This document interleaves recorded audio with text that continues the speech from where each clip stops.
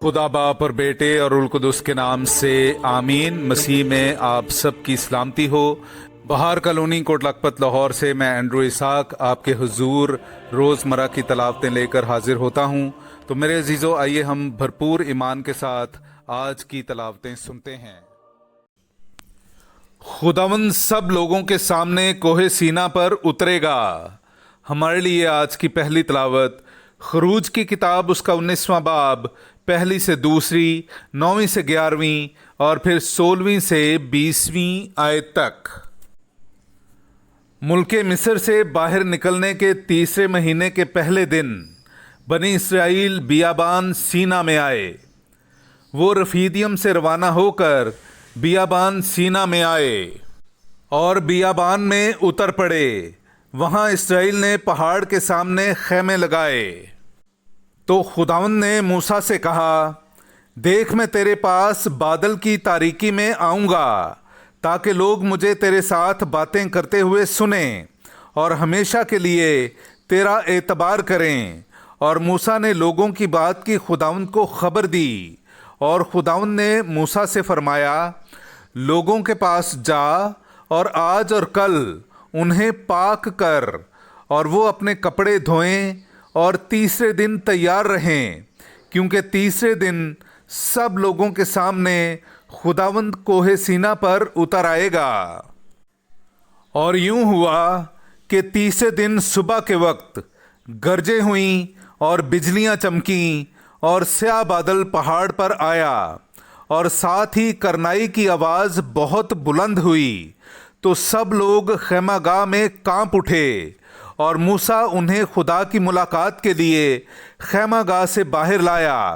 तो वो पहाड़ के नीचे आ खड़े हुए और सारे कोहे सीना से धुआं निकलता था, क्योंकि खुदावंद उस पर आग में उतरा और तन्नूर के धुएं की मानिद उसमें से धुआं उठता था और सारा पहाड़ बशिद्दत कांपता था और करनाई की आवाज़ नहायत शदीद होती जाती थी। और मूसा बोलता था और खुदावंद जवाब देता था। और खुदावंद कोहे सीना की चोटी पर उतर आया। और खुदावंद ने मूसा को पहाड़ की चोटी पर बुलाया तो वो ऊपर चढ़ा। पाक कलाम का पढ़ा और सुना जाना हम सब के लिए बाइस बरकत हो। खुदा का शुक्र हो। खुदावंद अबद तक ममदूह और मौसूफ है। मेरे अजीज़ों, आइए हम आज का जमायती ज़बूर सुनते हैं। दानियाल नबी के सहीफ़ा में से उसका 3रा बाब 52वीं आयत से लेकर 56वीं आयत तक। ए खुदावंद हमारे बाप दादा के खुदा, तू मुबारक और अबद तक ममदूह और मौसूफ है। तेरा नाम जलील व मुक़द्दस मुबारक और अब्दुल अबाद तक ममदूह और मौसूफ है।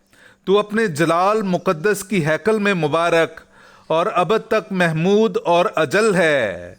तू अपनी सल्तनत के तख्त पर मुबारक और अबद तक ममदूह और मौसूफ है। और जो करोबियों पर तख्त नशीन होकर गहराओं पर नज़र करता है, तू मुबारक और अबद तक महमूद और मौसूफ है। तू आसमान की फ़िज़ा में मुबारक और अबद तक महमूद और जलील है।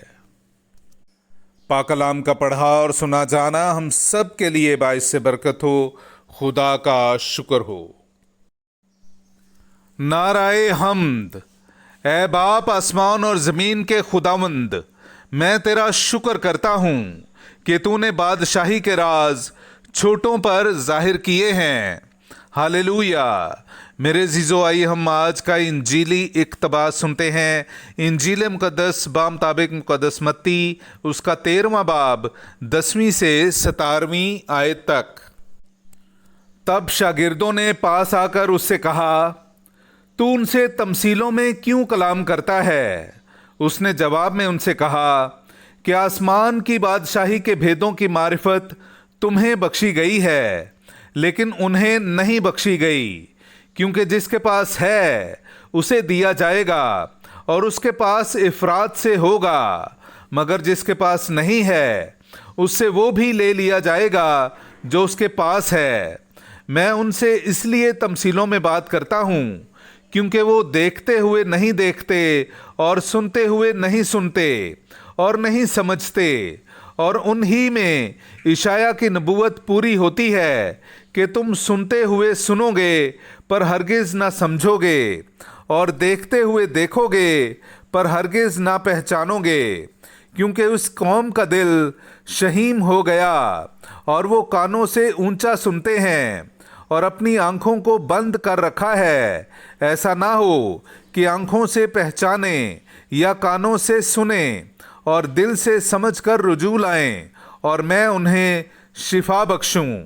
لیکن مبارک ہیں تمہاری آنکھیں اس لیے کہ وہ دیکھتی ہیں، اور مبارک ہیں تمہارے کان اس لیے کہ وہ سنتے ہیں، کیونکہ میں تم سے سچ کہتا ہوں کہ بہت سے نبی اور راست باز آرزو مند تھے کہ جو تم دیکھتے ہو دیکھیں پر نہ دیکھا، اور جو تم سنتے ہو سنیں پر نہ سنا۔